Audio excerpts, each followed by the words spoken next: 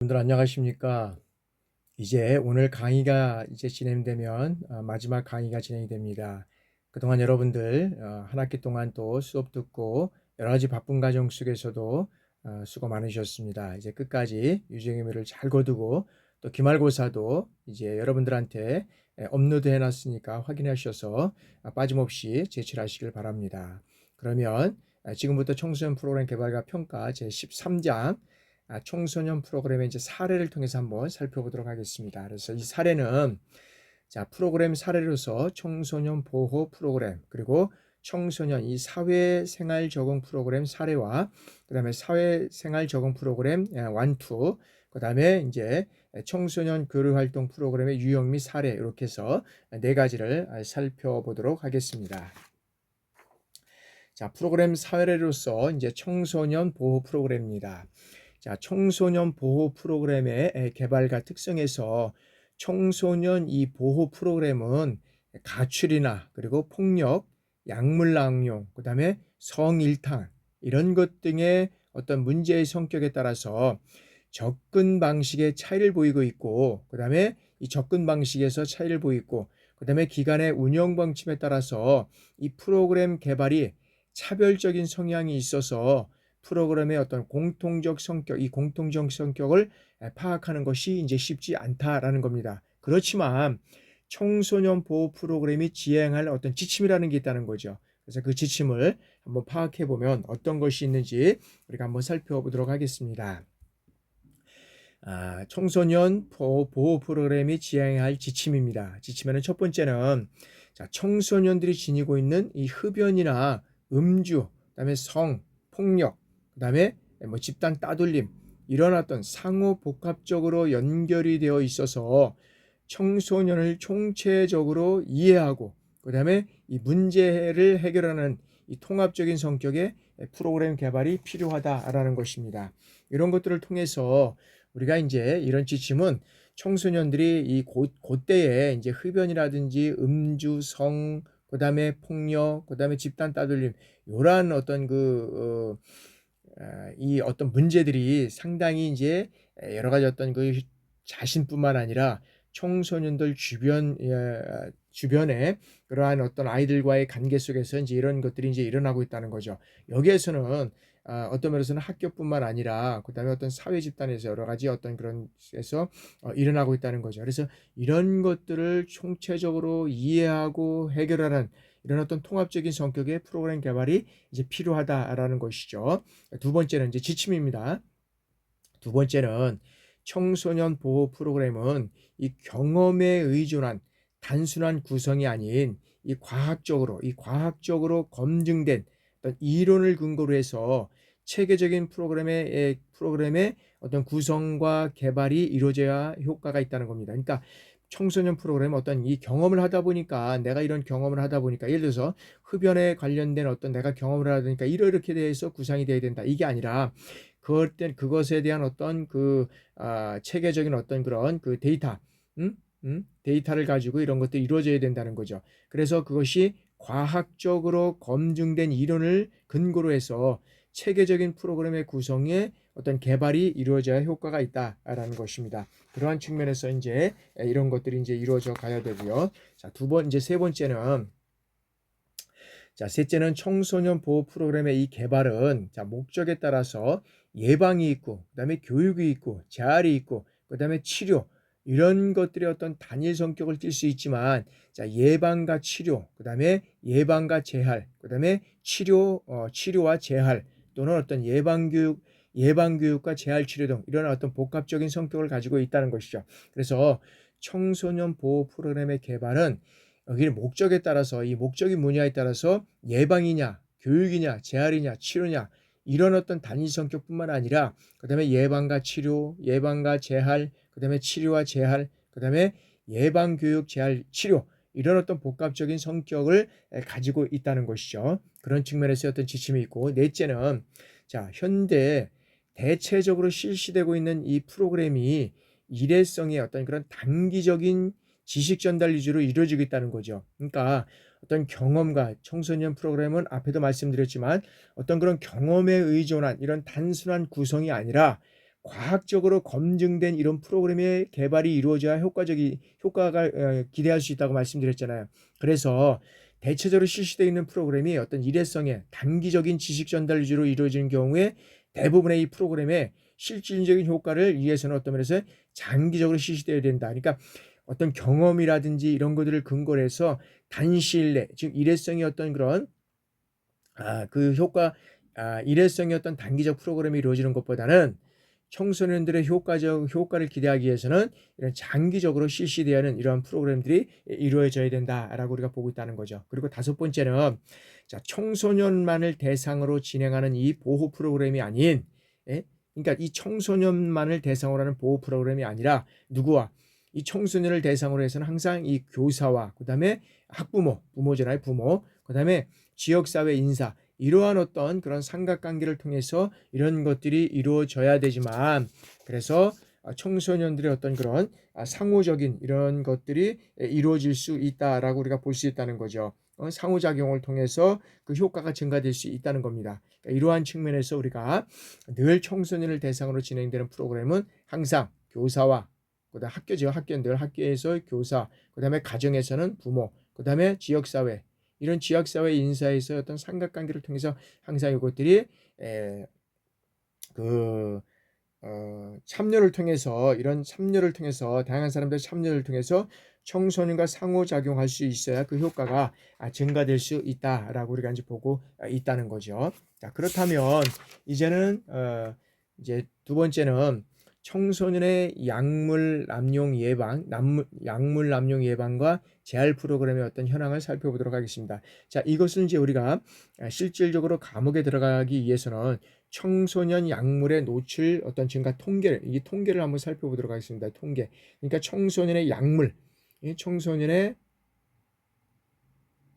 이 약물 노출 증가 이렇게 통계를 보니까 자, 21년에는 자, 한 312명. 여기 이제 조사한 그 시기에 21년에는 그랬고 22년에는 456명이 이제 노출했다는 거죠. 그래서 플러스 46%가 증가됐다는 거죠. 그리고 23년에는 여기에서는 얼마인가 780명. 그래서 플러스 71%가 증가하고 있다는. 이것들은 계속적으로 증가하고 있어서 지금 발표만 안 하고 있지, 지금 우리나라의 그 마약과 관련된 약물 남용이 엄청나게 들어오고 있다는 거 알잖아요. 매일매일 뉴스에 접하면은 어떤 항만 쪽에서, 그다음에 다양한 어떤 그런 기구와 여러 가지 어떤 것들을 통해서 마약과 이런 약물들이 들어오는 것들을 우리가 보고 있잖아요. 실질적으로 보면 그 하수구 배출과 관련돼서 이런 것들을 검사를 해보니까 약물 남용과 관련된 어떤 마약 섭취이 엄청나게 색출되고 있다는 거죠. 그런데도 뭐 어디에서 이제 그걸 다 잡아낼 수는 없고, 그 다음에 이제 여러 가지 어떤 정치적인 요소도 있지만 그런 것들을 해결할 수 없고 또 잡을 수 없는 그런 어떤 검찰이나 법 쪽에 있어서의 그런 그 내용들이 있어서 그거를 검사를 하고 있는 여러 가지 측면도 있다는 거죠. 그래서 하여튼 통계적으로 보면 이렇게 증가를 하고 있고 앞으로는 계속적으로 이런 것들이 증가하고 있다는 거죠. 그러면 자, 중독의 위험성과 결과는 어떤 현상이 일어나고 있느냐 이런 것들을 보면, 자, 중독은 단순히 어떤 약물의 문제로 끝나지 않는다는 겁니다. 이 중독은. 그럼 어떤 것이 있냐? 이 중독에 있어서는 단순히 약물로만 끝난다고만 하면 이거는 해결될 수 있겠지만 그렇게 끝나지 않는다는 거예요. 어떤 것이 있냐면 이 중독에는 첫 번째는 신체적 손상이 있다는 거죠. 어떤 신체적 손상이 있고, 그 다음에 두 번째는 어떤 손상이 있느냐면 이 정신적 장애가 있다는 거예요. 정신적 장애가 있고, 그 다음에 세 번째는 이 범죄와 연결되는 거죠. 범죄와 연결되는 거죠. 그러니까 이러한 이 약물과 중독되면 신체적 증상이 있고 정신적 장애가 있고 범죄와 연결되겠다. 이런 것들이 계속 범죄 집단과 이런 것들이 연계되어 있어서 실질적인 이것과 관련돼서 중독은 사회적 비용이 엄청나게 많이 늘어나고 있다는 거죠. 증가하고 있다는 거죠. 그래서 특히 어떤 그런 뇌 발달이 미완성된 이 10대의 시기는 어떻게 됩니까? 약물 중독은 어떤 면에서는 회복이 어렵다. 약물 중독에서는 회복이 어렵다. 어려운 실정이 되고 있다는 것이 이 결과라고 나타나고 있다는 겁니다. 그래서 약물 중독이 한번 그냥 약물 중독만 이렇게 된다 그러면 이게 계속적으로 이거는 중독성이기 때문에 계속적으로 이러한 현상들이 일어나고 이거는 어떤 하나가 아니라 신체적 손상부터 정신적 이게 범죄와 연결되기 때문에 사회적 비용이 엄청나게 크고 이것은 회복이 어려워진다라는 거죠. 그러면 이런 어떤 예방 교육이 있어야 되잖아요. 예방 교육의 어떤 중요성을 우리가 살펴보면 자, 전문가 의견을 보면 자, 초등학교 고학년 때부터 이 약물 예방의 교육이 체계적으로 이루어져야 된다라고 보는 겁니다. 그러니까 이 초등 고학년 때부터 이 약물에 대한 어떤 면에서는 예방 교육이 이루어져야 된다. 체계적으로 이루어져야 된다는 겁니다. 그래서 여기에서는 어떤 SNS상의 위험 신호를 인지하는 이런 능력도 함께 가르쳐야 된다는 거죠. 그래서 여기에서는 이러한 것들이 실질적으로 그 예상 교육을 통해서 어떤 영상이라든지 SNS라든지 이런 것들을 통해서 계획적으로 이 약물에 대한 교육이 이루어져야 되고 있고, 그 다음에 이제 하나 사례를 한번 살펴보니까 이 사례가 어떤 것이냐, 2024년도에 대전의 모 고등학교에서 일어났던 사건입니다. 학생 4명, 학생이 4명이 SNS에서 알게 된 이 약물을 이제 복용하게 됐다는 거죠. 이제 이 4명이 단체로 이제 SNS에서 이제 4명이 꼭 이 약물을 복용하려고 하는 게 아니라 SNS에서 이 약물을 먹으면 어떤 면에서 보면 기분이 좋아지는 어떤 영양제다 뭐 이런 어떤 소식이 있었겠죠. 그러다 보니까 이제 이 그 약물을 이제 복용하게 됐다는 거죠. 그래서 4명이 단체로 이 약물을 복용했는데 4명이 다 병원에 실려간 사건이 있다는 거죠. 근데 이 약물의 그는 뭐냐면 SNS상에 올라온 것은 뭐냐면 자, 기분 좋아지는 영양제. 응? 영양제. 기분 좋아지는 영양제라는 겁니다. 그래서 초등학교의 어떤 그런 초등학교의 정문 앞에서 뭐 중고등학교의 정문 앞에서 여러 가지 어떤 음료수를 나눠준다든지 이런 어떤 공부에 아주 효과적인, 그다음에 잠도 안 오고 아주 맑은 어떤 이런 정신력을 가지고 공부를 할 수 있다 뭐 이런 것들을 게임에서 약물을 주는 거예요. 나중에 알고 보니까 그것이 다 어떤 겁니까? 약물 어떤 그런 그가 노출이 되어 있다는 거죠. 그런 측면에서 이제 우리가 초등학교에서 이제 아무리 이제 이런 것들을 줘도 또 이제 초등학교뿐만 아니라 이제 그 노인에게도 이제 이런 것들을 정신적인 어떤 그런 약물 복용함으로 해서 많은 어떤 그 사회적인 이제 문제가 대두되고 있다는 거죠. 자, 이런 어떤 것들을 통해서 이제 이런 것들이 계속적으로 이루어지면 뭐가 됩니까? 예방 교육이 이루어져야 되는 거죠. 예방 교육. 그래서 이제 이런 예방과 대한 재활 프로그램의 이제 현황을 우리가 살펴보는 것인데, 자, 그럼 예방 교육에서는 첫 번째는 가정에서는 어떤 역할이 이루어져야 되느냐? 가정에서는 어떤 면에서는 열린 대화가 이루어진다. 대화가 이루어지는 대화. 응? 대화. 그다음에 자녀의 어떤 온라인 활동인 모니터링을 하고 그다음에 공감을 기반하는 이런 어떤 상담이 이루어져야 된다는 거죠. 그러니까 가정에서는 대화가 제일 중요하고 그다음에 이 온라인에 대한 어떤 모니터링이 이루어져야 된다. 그다음에 어떤 공감 능력 어떤 이런 공감에 대한 기반이 형성이 된다. 이런 것들이 이루어지지 않으면 안 된다는 거죠. 그리고 두 번째 학교에서는 어떤 것들이 이루어져야 되느냐. 자, 학교에서는 정기적인 어떻게 돼요? 예방 교육이 이루어지는 거지. 예방 교육이 이루어지고 또 여기는 어떤 상담. 이 상대가 어떤 면에서는 자, 이 또래 상대자 양성에 대한 어떤 그런 SNS의 어떤 그런 리터러시 이건 SNS 교육이 이루어져야 된다는 거죠. 그래서 전반적으로 이 재활, 즉 청소년 약물과 관련된 어떤 것들을 전반적으로 보면 여기에서는 뭐냐면 예방교육, 제일 첫 번째는 예방교육이 이루어져야 되고 그 다음에 사회적으로는 뭐가 이루어져야 되냐면 이 감시체계, 감시체계가 함께 작용이 돼야 되는 거예요. 감시체계는 아까도 얘기했지만 학교에서는 교사가 이루어지고 가정에서는 학부모가 이루어지고 그다음에 지역사회에서는 어떤 지역 인사 이런 사람들이 이제 같이 연계가 돼서 이루어져야 된다는 거죠. 그래서 이런 것들이 이루어질 때 약물과 같은 어떤 그런 예방 효과가 있고 그다음에 그거와 관련된 여러 가지 어떤 재활 프로그램 이런 것들을 활용할 수 있다는 거죠. 그러니까 이게 안 되면은 엄청난 사회적인 이슈가 되고 이것으로 인해서 우리 청소년들은 상당히 어떤 신체적, 정신적, 그다음에 범죄의 역할 연루돼서 어려운 상황이 될 수 있는 그러한 위치까지 이제 오고 있다라고 우리가 보고 있다는 겁니다. 그러면 이러한 청소년 약물 예방 어떤 그런 재활 프로그램의 현황을 우리가 살펴보도록 하겠습니다. 자, 국내에서 실시하고 있는 청소년 약물 중독 예방 교육과 그다음에 치료 프로그램은 자, 초, 중, 고등학교 일반 학생을 대상으로 진행되는 일반 프로그램과 자, 보건기관 그다음에 상담기관이 취약계층 학생을 대상으로 진행하는 이 선택적 프로그램 그리고 학교에서 위탁받아서 실시하는 지시적 프로그램 그다음에 정신병원 그다음에 치료감호소에서 중독 청소년을 치료하는 중독 치료 프로그램 그다음에 약물 치료를 마친 청소년을 대상으로 한 사회복귀와 사회 적응 능력을 향상시키기 위한 사회 재활 프로그램 이런 것들이 있다는 거죠. 그래서 이러한 것들을 우리가 한번 이제 살펴보면 우리가 어떤 것들이 이제 있는지를 한번 살펴보도록 하겠습니다.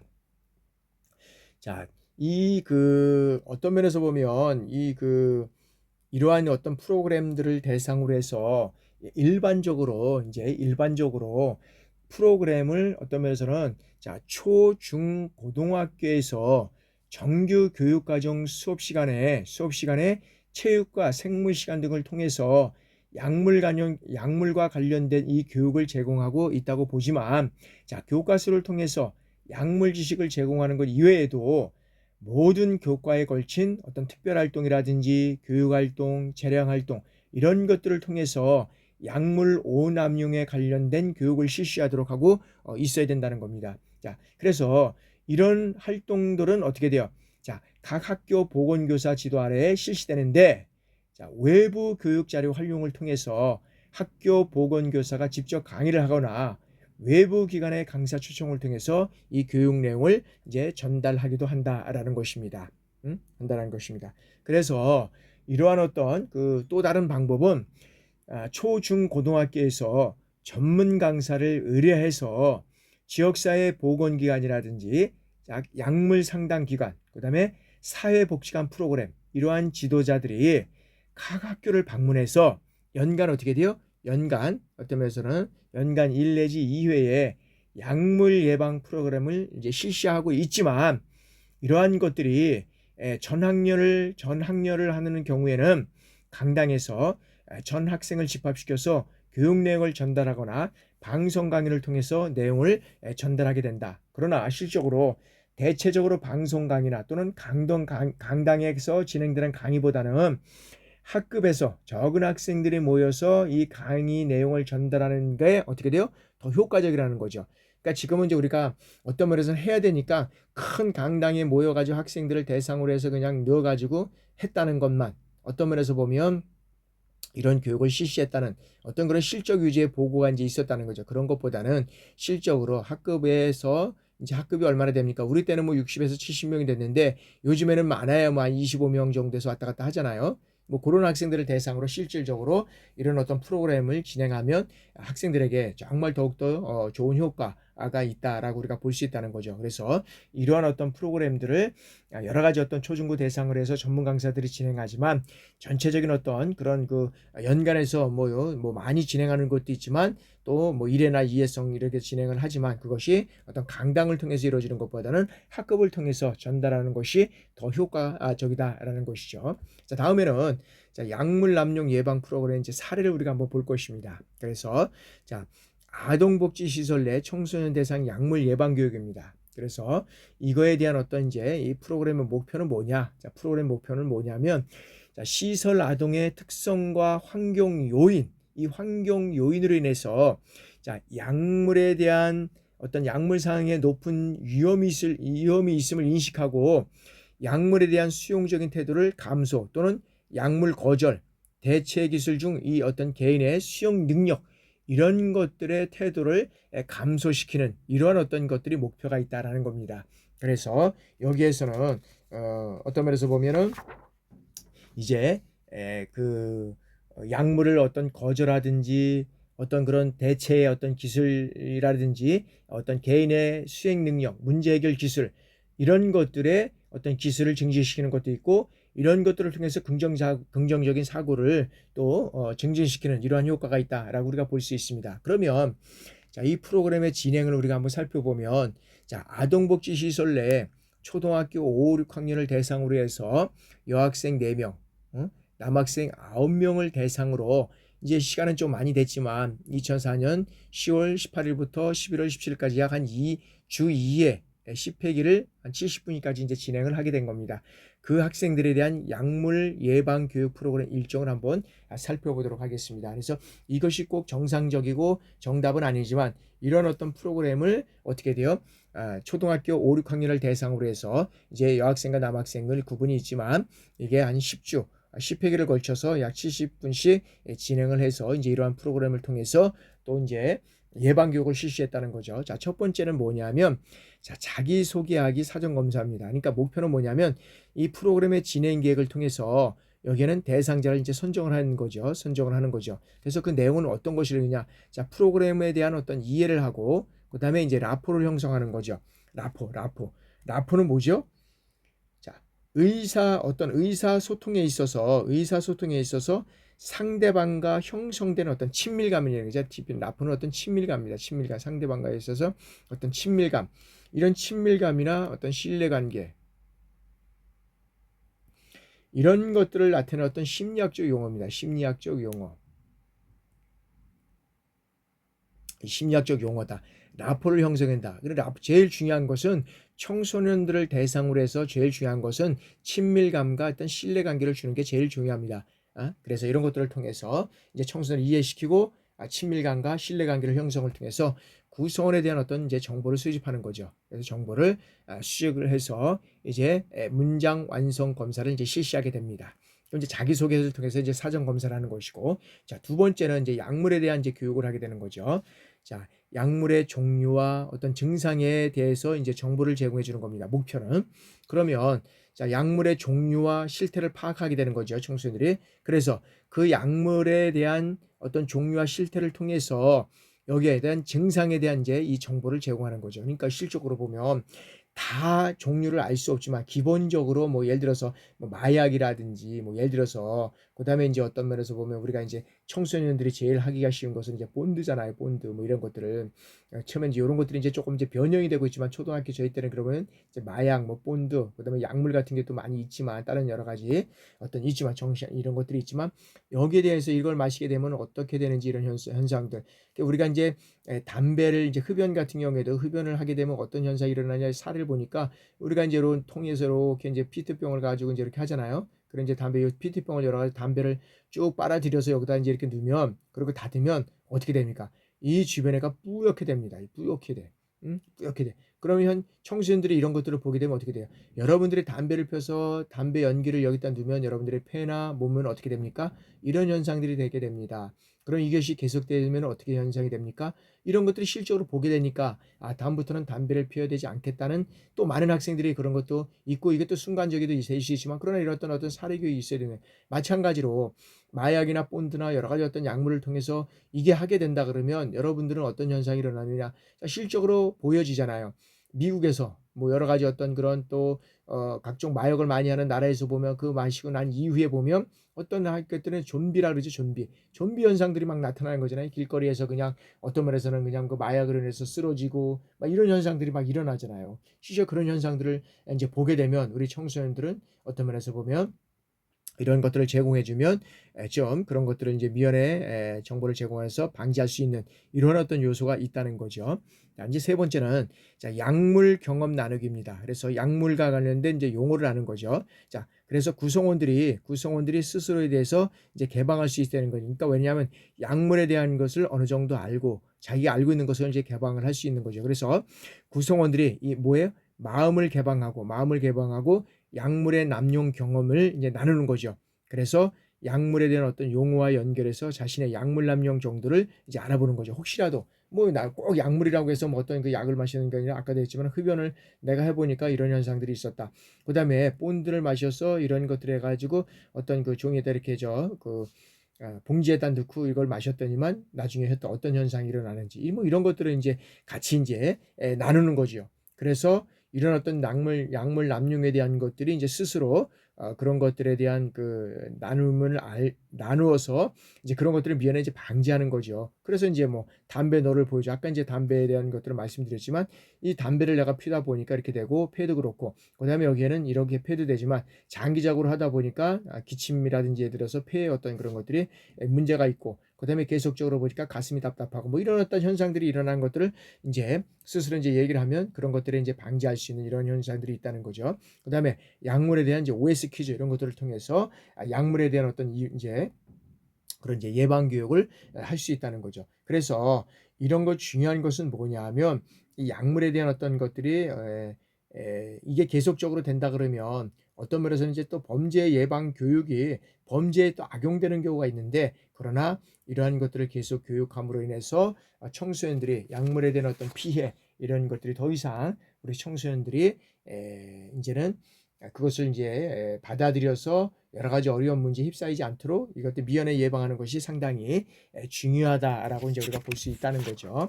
자, 다음에는 네 번째는 자, 약물 남용에 대한 이제 교육입니다. 자, 약물에 대한 어떤 실질적인 피해 토론을 통해서 이제는 자기를 개방하는 것이 목표였다. 뭐냐면 이 약물에 대한 피해와 토론을 통해서 자기를 개방하는 거죠. 그래서 자기를 개방해서 내용은 뭐냐면 자, 흡연제 시작은 이 파멸 비디오 이 시청을 통해서 토론해보고 약물 내용의 약물 남용의 원인과 그다음에 청소년들이 약물에 빠져야 되는 이유 이것에 대해 알아보고 약물에 대한 올바른 지식 습득을 통해서 문제 해결 기술을 향상한다. 그러니까 약물에 대한 어떤 그 흡입제 시작을 통해서 이 파멸에 대한 이제 시청, 이게 시청 비디오를 보게 되는 거죠.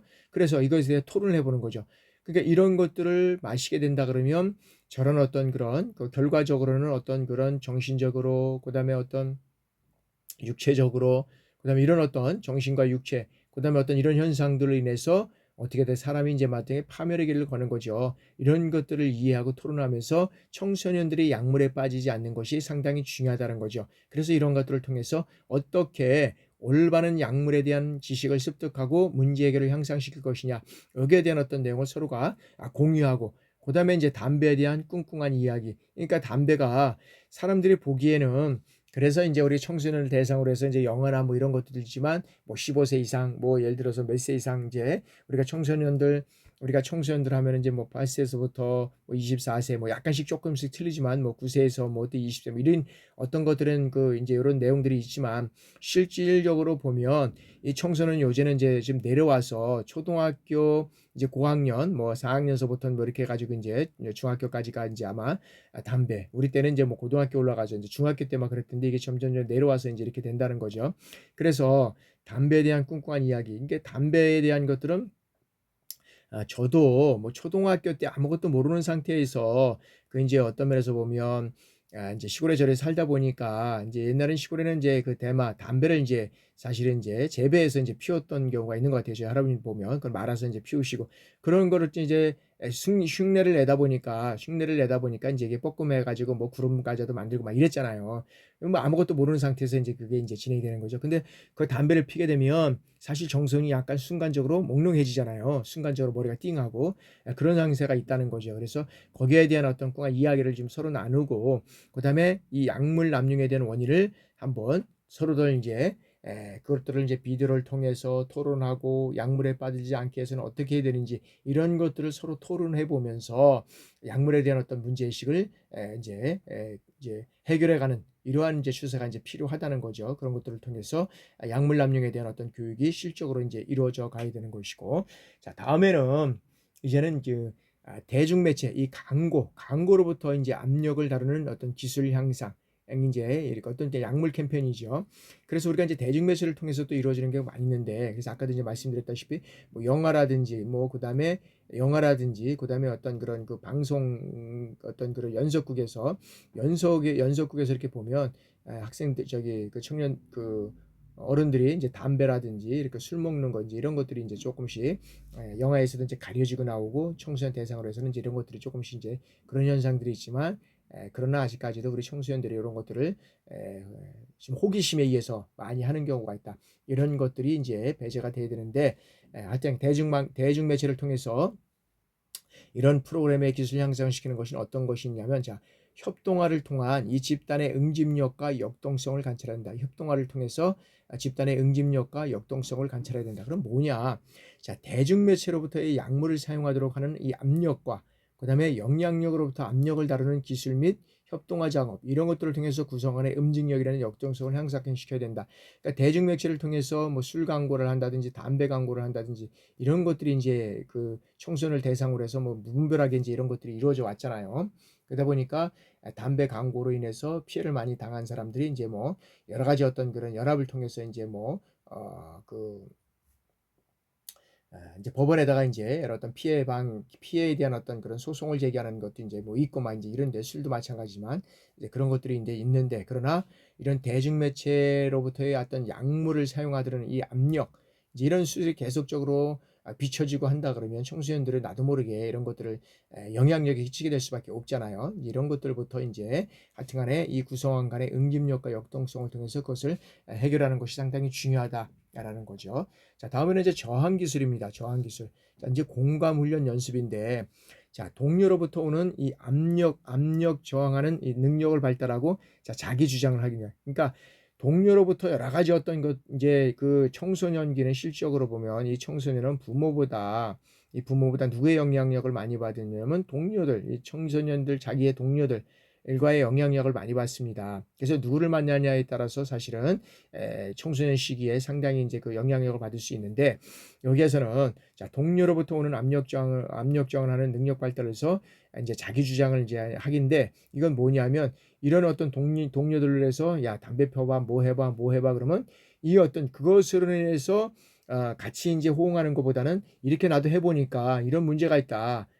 그래서 그런 것들을 안 해야 된다는 것들을 이제 해야 되는데 같이 휩싸여 가지고 어떤 자기의 주장을 하기보다는 동료의 압력을 위해서 여기에 저항하게 된다는 이러한 측면인 거죠. 그래서 그런 것들을 자기 주장을 피력해서 이것들을 어떤 저항 기술을 이제 하는 것들이 상당히 중요하다. 그리고 이제 특히 이제 뭐 예를 들어서 이제 종교라든지 이런 것들을 믿는 학생 같으면은 나는 이제 신앙을 가지고 있기 때문에 종교를 가지고 있기 때문에 이것만큼은 이제 안 한다라는 어떤 신념이라든지 이런 것들이 또 이제 있을 수도 있겠지만 그러나 청소년 시기에는 이런 것들이 상당히 좀 약간 약하잖아요. 그러다 보니까 동료들부터 우리 청소년부터 오는 압력에 저항하는 것에 대해서는 어떤 자기 주장을 피력하는 것이 상당히 중요하다라는 것인데 이것 또한 압력 집단에 의해서 여러 명이 또 동료의 어떤 무리들로 인해서 또 억압다는 이러한 어떤 현상들이 발생할 수 있다는 거죠. 그래서 그런 것들을 주장하는 게 상당히 쉽지는 않겠지만 그래도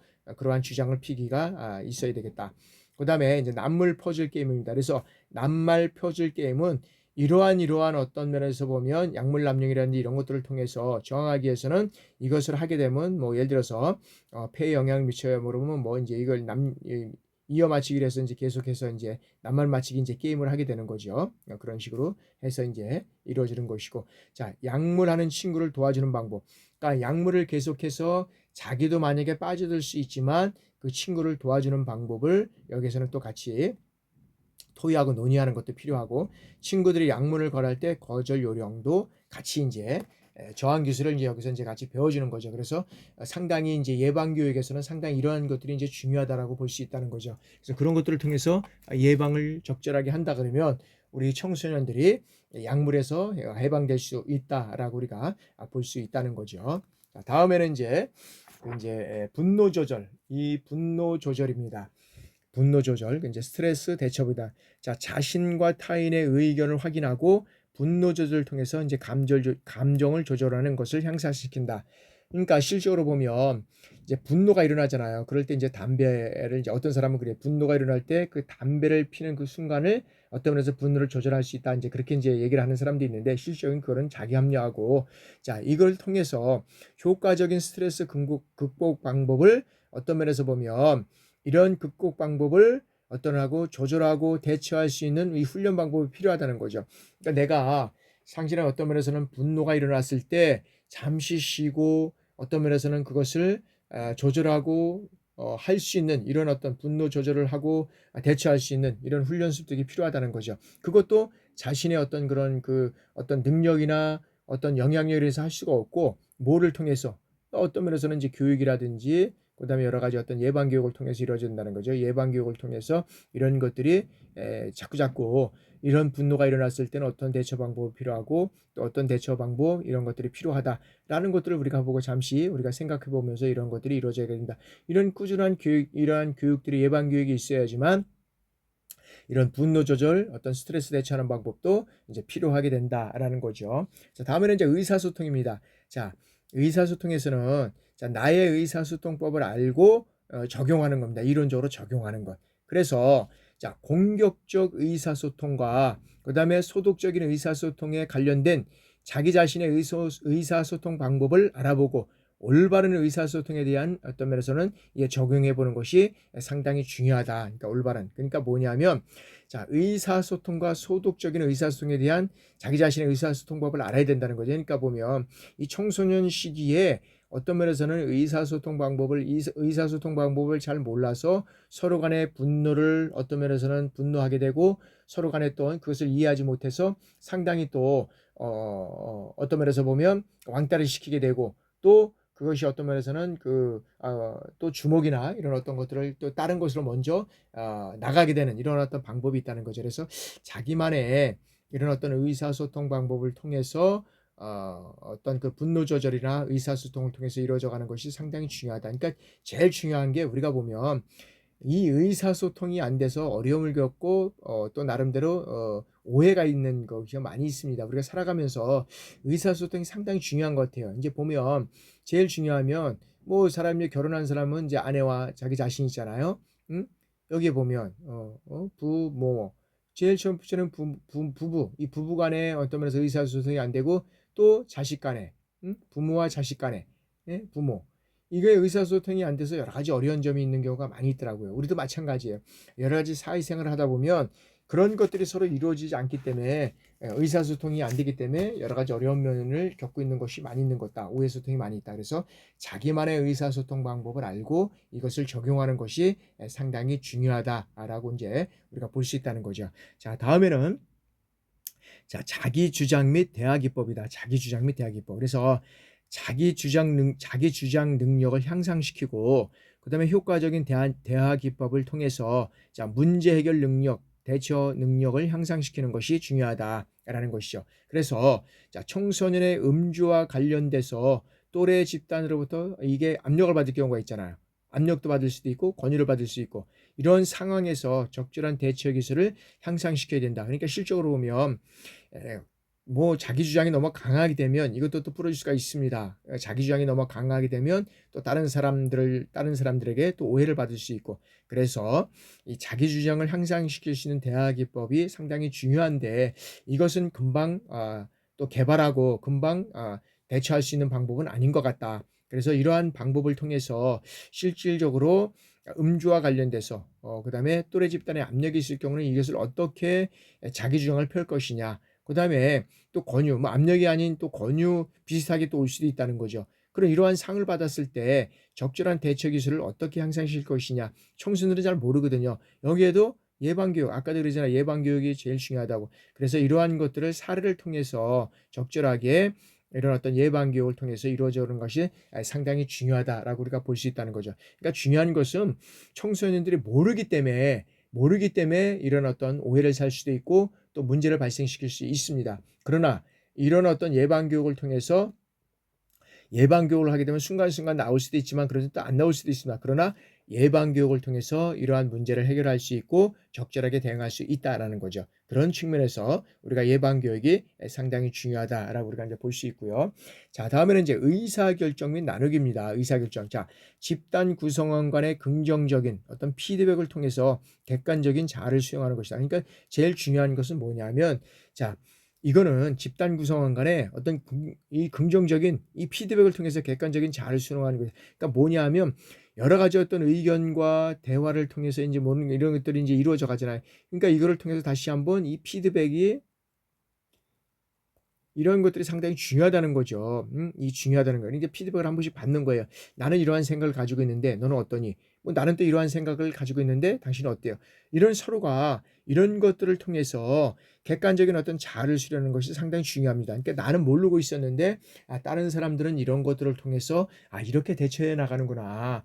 이런 방법도 있구나.라는 것을 깨닫게 되고 이런 어떤 긍정적인 자아 개념을 갖고 있다는 거죠. 근데 그것을 혼자만 알면 안 되는 것이고 서로 간에 이런 것들을 통해서 피드백을 해 나가는 거죠. 그래서 내가 만약에 어떤 면에서 보면 발표를 한다든지 그리고 여러 가지 어떤 그런 대화를 하고 그다음에 의견 수렴을 하고 이런 것들을 통해서 보면 자기 자신에 대해서 보면 자기 자신이 잘할 것 같지만 모르는 경우도 있구나. 그래서 다른 사람은 너는 이러이러한 것들이 참 잘하고 있다. 이런 어떤 피드백을 받는 것이 상당히 중요하다는 거죠. 그런 것들을 통해서 의사결정 및 나누기는 이제 마무리 이 프로그램의 종결 및 마무리를 통해서 이제 이 피드백 과정을 통해서 나누기를 이제 한다는 마무리를 한다는 거죠. 종결하고. 그래서 이런 과정을 통해서 우리가 실질적으로 이 프로그램에 대한 어떤 예방 교육이 이제 이루어져 간다라고 우리가 볼 수 있다는 거죠. 자, 다음에는 유해 약물 중독 청소년 상담 치료 프로그램 사례를 우리가 살펴보도록 하겠습니다. 이것은 10분간 휴식하고 이런 사례를 살펴보도록 하겠습니다.